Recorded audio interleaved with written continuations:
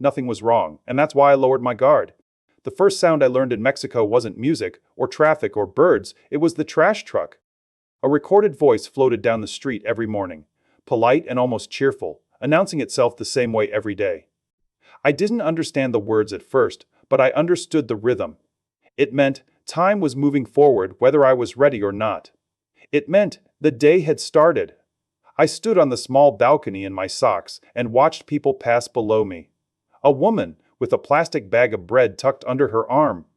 A man unlocking a metal gate with slow, practiced movements. A dog sleeping so deeply it didn't notice the world rearranging itself around it. No one looked rushed. No one looked lost. And for the first time in a long while, neither did I. I hadn't come to Mexico because my life collapsed. That's the part people always assume, especially back home. They want a reason big enough to justify leaving. Divorce. Bankruptcy. Some kind of failure dramatic enough to explain why you'd cross a border at 62 with 2 suitcases and no return date. But nothing like that had happened. My job ended the way jobs are supposed to end now. A meeting. A handshake. A box for my things.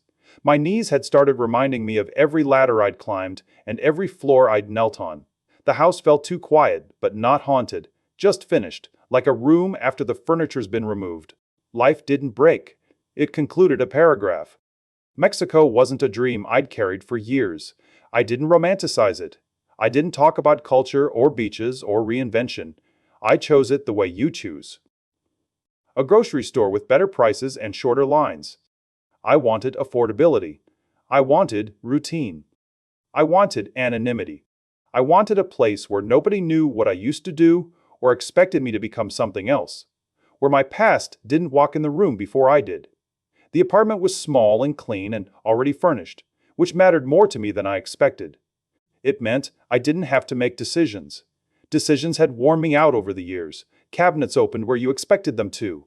The water ran hot enough. The lock worked. That felt like success. Within a week, I had a pattern. Morning coffee at the same cafe, always at the small table near the window. A walk afterward, past the pharmacy and the hardware store and the place that sold nothing but cleaning supplies. Lunch at home. An afternoon errand or two. Dinner early. Bed early. I didn't call it loneliness. I called it quiet. Routine is a powerful thing when you're older. It feels like proof that you still belong somewhere. That the world has made space for you without asking for much in return. That's how I met her. Not through romance or coincidence, but through repetition. She was just there one day, and then there again, and then again. Same place, same time. A nod became a greeting. A greeting became a sentence. A sentence became a conversation that didn't require effort. She was younger than me, but not in a way that felt obvious or embarrassing. She worked. She was tired. She complained about the same things every week, which made her feel real. No big dreams, no dramatic stories, just the daily friction of living. There was nothing cinematic about it. That's why I trusted it. I didn't feel swept up. I felt steady. We talked about work, about schedules, about prices going up. Sometimes she asked about my life before Mexico, and I kept it simple. I'd learned that long explanations invite judgment, and I wasn't interested in being evaluated anymore. I started helping in small ways without thinking of it as help. A ride when the bus didn't come. Lunch when her shift ran long. Covering a small expense that came up unexpectedly. None of it felt like sacrifice. It felt practical, neighborly, temporary. And if I'm honest, it felt good to be useful again. That's something people don't warn you about when you retire, how suddenly your usefulness disappears. No one needs you at 9 in the morning. No one waits on your decision. No problem arrives already shaped for your hands. In Mexico, usefulness returned quietly. Not as a role, but as a habit. She didn't gush gratitude. She didn't promise anything. She accepted help the way people accept weather, with acknowledgement, not ceremony. I read that as dignity, as trust. I liked that she didn't disrupt my life. She didn't demand time. She didn't rearrange my days. She slipped into the empty spaces between them, and that felt safe. I still had my routine, my coffee, my walk, my quiet evenings. Nothing felt at risk. Looking back, that was the mistake. Believing that stability is something you can recognize from the outside. Because stability isn't about how calm things look, it's about who holds the weight underneath. At the time, I thought I was being careful. I didn't rush. I didn't make declarations. I didn't blend finances or futures. I kept things light. I told myself I was learning the place, learning the rhythm, learning the language. And I was. Just not the parts that mattered. There's a moment, early on, when someone becomes part of your routine instead of just your environment. You don't notice it when it happens. You notice it later, when their absence disrupts the pattern. At first, she was just someone I saw. Then, she was someone I expected to see. That felt like progress. I remember thinking, one night, as I locked the door and turned off the lights, that this must be what a second chapter feels like when it works. Not exciting, not terrifying, just steady, manageable, earned. I didn't feel lucky. I felt finished worrying. And that's the danger of false stability. It doesn't announce itself as fragile. It feels earned, deserved, logical. I believed I had finally landed somewhere neutral, a place where nothing much would happen, and that was the point.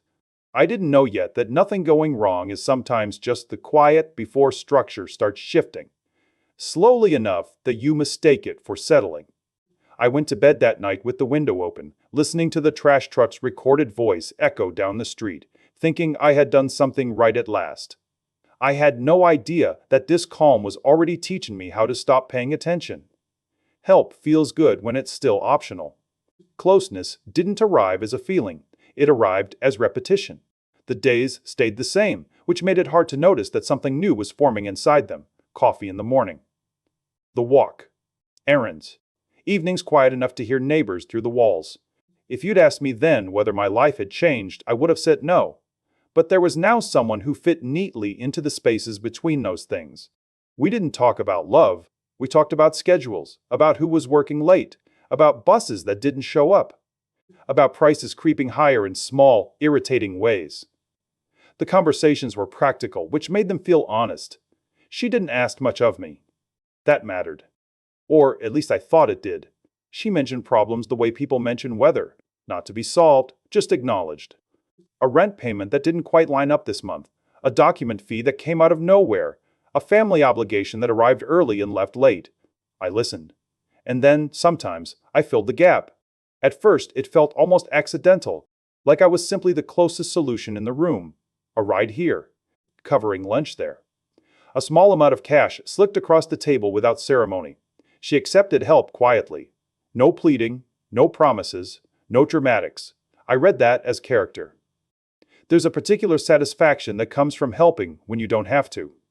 When help is optional, it feels generous, clean, like something you can take pride in. I told myself I was still choosing. What I didn't notice was how quickly choice turns into expectation when repetition sets in. Once you solve a problem twice, it starts looking your way the third time without anyone saying it out loud. The help stayed small enough to ignore. That's important. If it had been big, I might have stopped to think. Instead, it was always reasonable, always explainable, always temporary. Other expats talked. They always do. Stories over beers, stories with sharp edges and clear villains, women who vanished, money that disappeared overnight, papers signed in moments of weakness. I listened. I nodded. And then I filed those stories under, not this. Those men sounded reckless, impulsive, lonely in ways that announced themselves. They wanted excitement. They wanted proof they were still alive. I didn't want any of that. What I had felt calm. It felt earned. I told myself that caution stories always sound louder than ordinary success. That people don't tell stories about things going fine. That my situation was different because it wasn't dramatic. That's a dangerous thought. Believing safety is something you can feel. The truth is, calm can be manufactured. Not intentionally, not maliciously, but through systems that soften edges until you stop noticing where pressure is coming from. Over time, the problems she mentioned began to shape my days. Not by interrupting them, but by gently rerouting them. I started planning around her schedule without thinking of it as planning, adjusting my errands, timing my meals differently. It felt like consideration, like closeness. I started paying for things without discussion. That part still bothers me when I think about it. Not because of the money, but because of the silence. I didn't ask whether it was needed. I didn't ask whether it was temporary. I just acted. I liked that I didn't have to talk about it. Talking would have made it feel like a transaction. Silence made it feel like trust. And in a way, it was, just not the kind I thought. The imbalance didn't announce itself. It grew quietly, the way roots do under concrete. Access shifted first.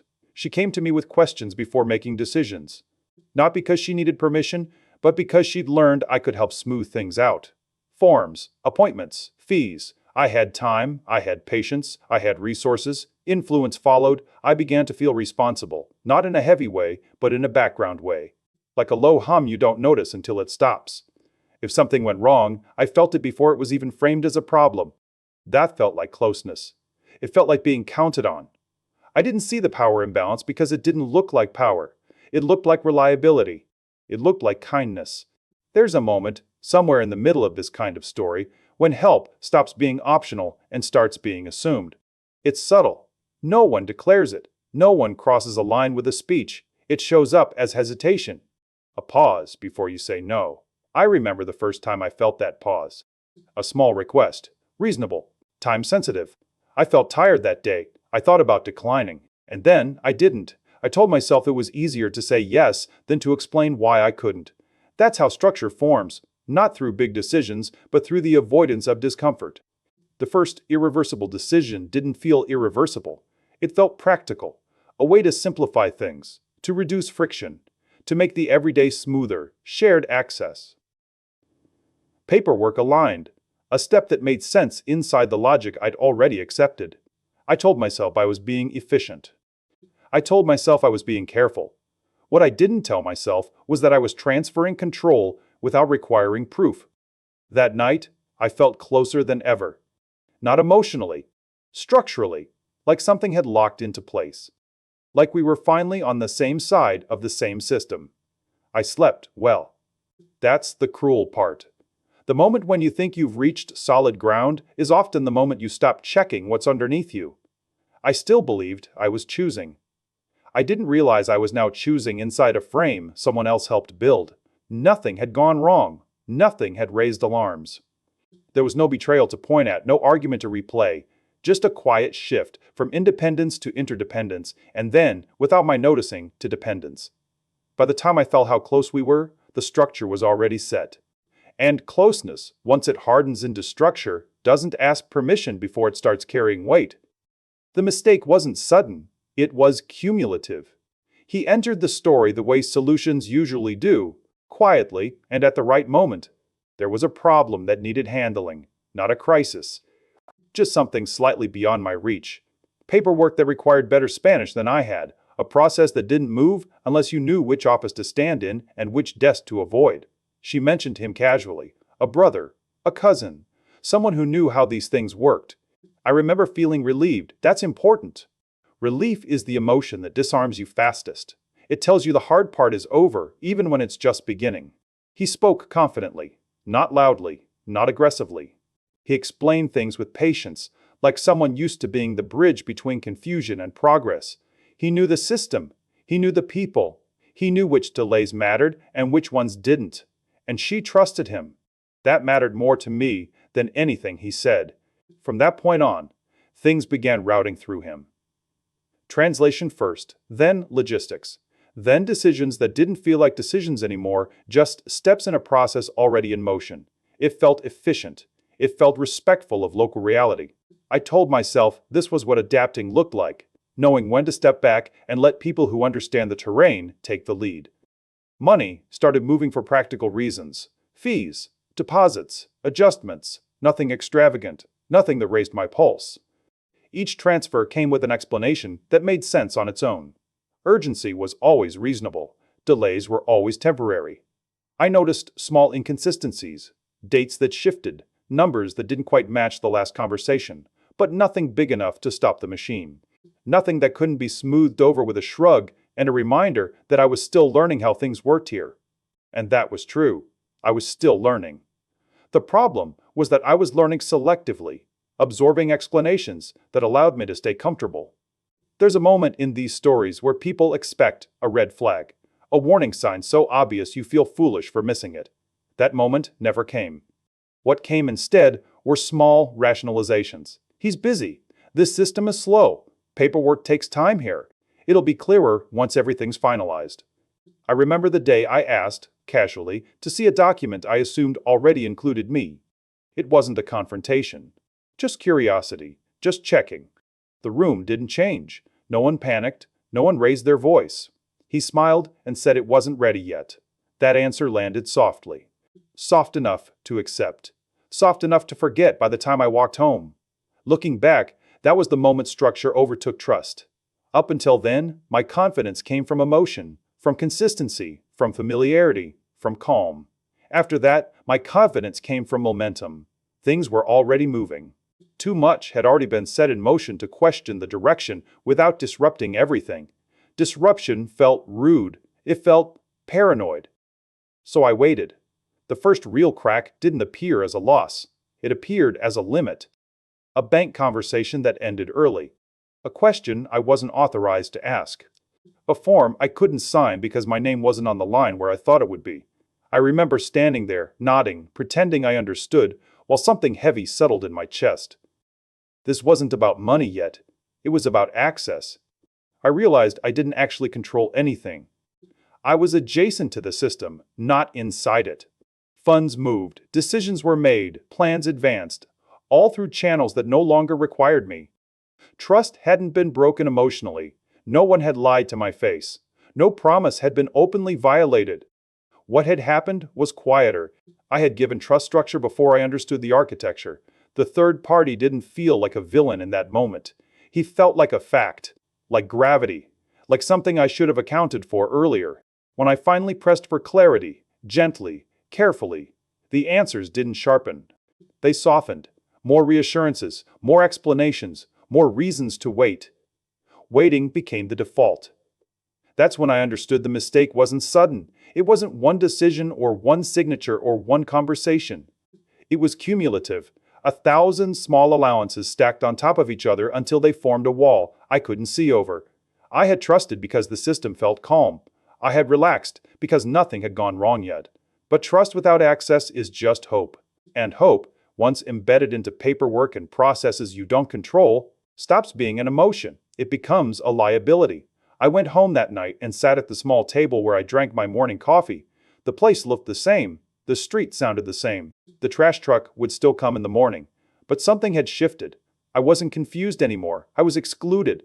That's the moment the wrong person reveals themselves. Not by attacking, not by stealing outright, but by showing you, calmly and unmistakably, that you were never holding the wheel. I didn't sleep much that night. Not because I was angry. Because I was doing math. Not with numbers, but with decisions. Tracing them backward. Seeing how reasonable each one had felt at the time. I wasn't betrayed in a single instant. I was outpaced. And by the time I understood that, the structure was already strong enough to stand without me. Nothing exploded. Everything just disappeared. Nothing ended the way stories usually end. There was no fight. No slammed door. No moment where someone finally said the quiet part out loud. If you were watching from the outside, you might not have noticed anything had happened at all. That's what made it so hard to explain later. She didn't leave. She withdrew. Messages came slower. Replies grew shorter. Plans were postponed without being canceled. The third party stopped answering calls, then stopped acknowledging messages altogether. When I did reach him, the conversations felt slippery, like trying to hold something with wet hands. Always polite, always reasonable, always later. At first, I treated it like a phase. Stress. Miscommunication. The kind of drift that happens when people are busy and tired. I told myself not to overreact, not to become the kind of foreigner who panics the moment things don't move on his schedule. That instinct, to be patient, to be understanding, had served me well in Mexico before. It was one of the things I liked about myself there. I wasn't demanding. I wasn't loud. I adapted. Now, that same instinct worked against me. The more I waited, the less there was to confront. When I finally pushed, not aggressively, just firmly, the answers didn't collapse.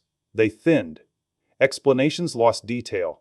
Timelines stopped being specific. The structure I thought I was inside became something I could only observe from the outside. That's when I started to understand that what I'd lost wasn't love. It was leverage. The law didn't care about my intentions. It didn't care about the story. It didn't care how calm everything had felt at the beginning. When I spoke to officials, they were courteous, clear, almost apologetic. They explained the limits the way you explain a locked door to someone who assumed it would open. Foreign ownership rules. Contractual realities. What marriage does and doesn't protect. What signatures mean when they're missing. There was no outrage to push against, no injustice sharp enough to argue with.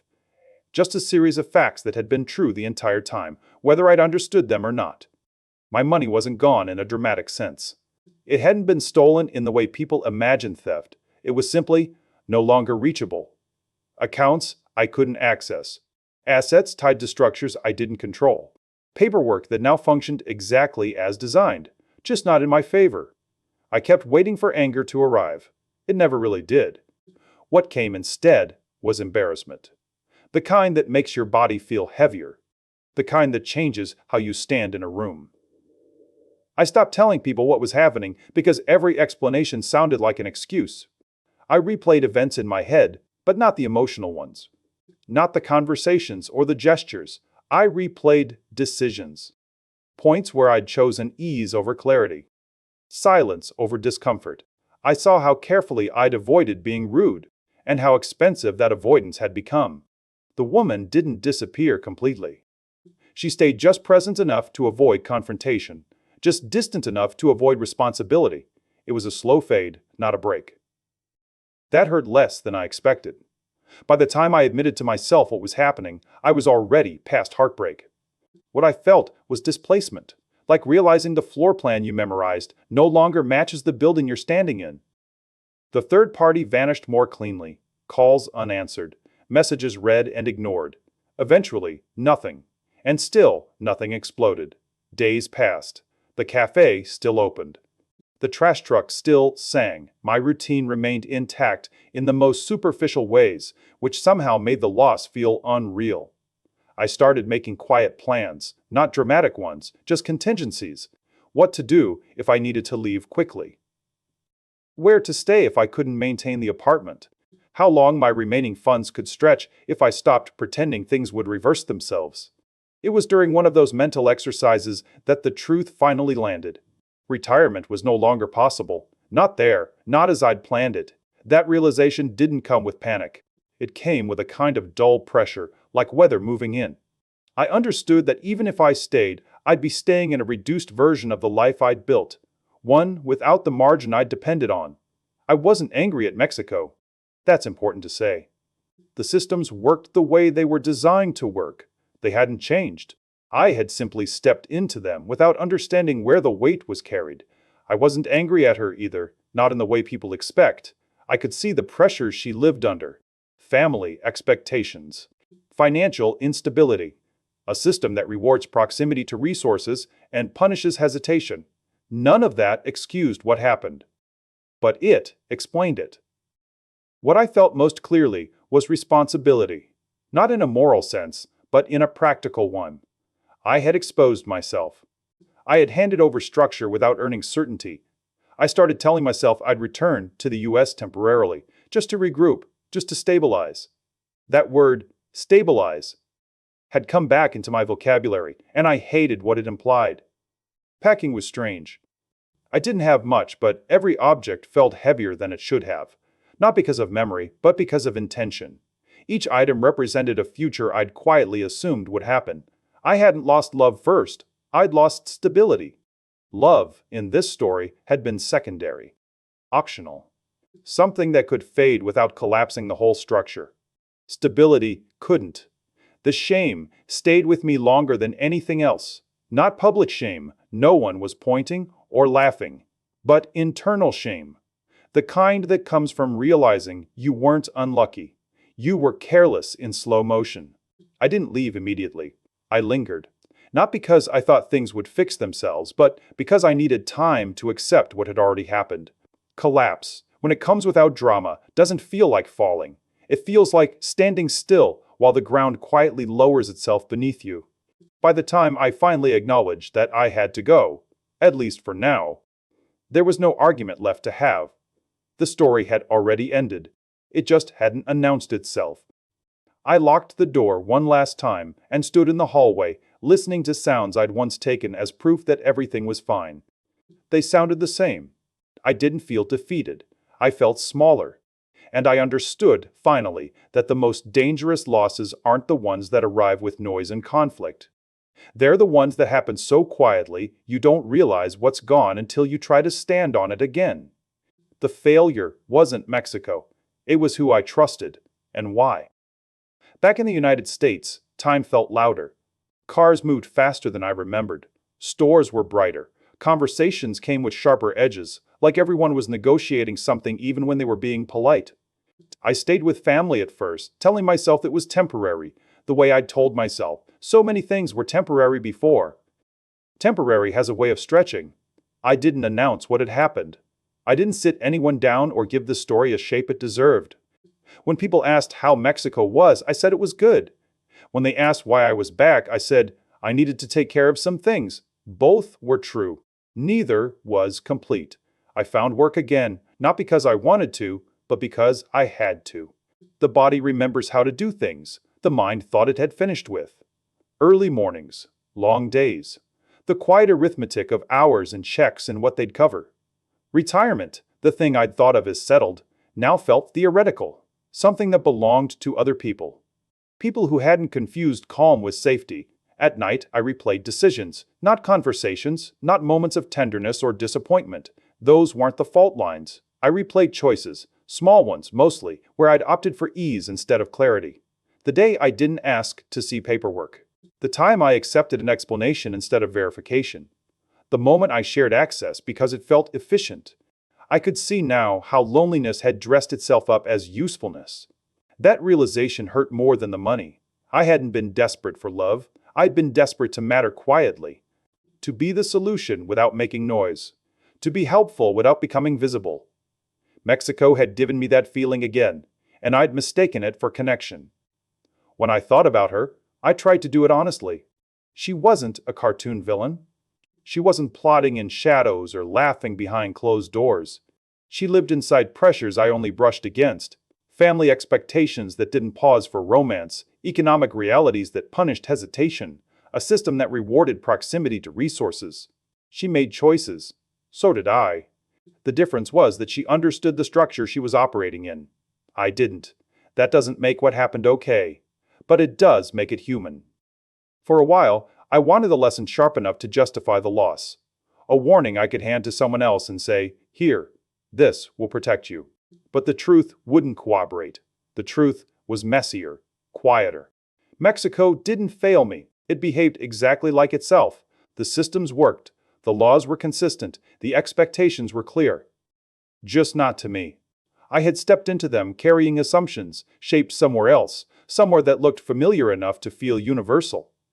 That's what I misunderstood. Fear wasn't what undid me. Comfort was. I was comfortable enough to stop asking questions. Comfortable enough to outsource understanding. Comfortable enough to let structure form around me instead of insisting on standing inside it. Trust, I learned too late, isn't something you feel. It's something you test, slowly, repeatedly, with boundaries that stay intact even when things are going well. I didn't regret going to Mexico. That surprised me, even now, when I think about those mornings. The cafe, the walk, the recorded voice of the trash truck drifting down the street. I don't feel bitterness. I feel clarity. Those memories aren't lies. They were real. They just weren't the whole picture. I had built a life that felt light because I hadn't checked where the weight was being held. Back in the US, people wanted conclusions. Was it worth it? Would I do it again? What should others avoid? I didn't have answers that fit neatly into advice. What I had was understanding, not of Mexico, but of myself. I understood how easily I'd confused steadiness with safety. How quickly I'd equated consistency with trust. How willing I'd been to hand over structure in exchange for peace. I understood that being needed can feel like love when you're no longer sure where you belong. And I understood that none of those realizations erase responsibility. If anything, they deepen it. I don't tell this story to warn people away from Mexico. That would be dishonest. Mexico didn't trick me. It didn't lure me in with false promises. I tell it because fear is usually taught through exaggeration, through stories that make danger loud and obvious and foreign. What happened to me was none of those things. It was ordinary, incremental, quiet. It was a series of reasonable choices that added up to exposure. If there's wisdom here, it isn't dramatic. It doesn't fit on a checklist or a thumbnail. It's this: don't give trust a skeleton until it's proven it can stand on its own. Emotion can come early. Help can come early. Kindness can come early. Structure cannot. I didn't lose everything in a moment. I lost it over time by letting comfort replace curiosity. That's not a failure of character, but it is a failure of attention. When I think about Mexico now, I don't think about loss first. I think about how easily I stopped paying attention once things felt settled. And I wonder how many other stories of fear, about places, about people, are built not on danger, but on misunderstandings that went unexamined for too long. I don't regret the chapter. I regret the assumptions I carried into it. And if there's one thing I hold on to now, it's this quiet clarity. Trust isn't something you give to feel safe. It's something you build slowly enough that safety never has to be assumed.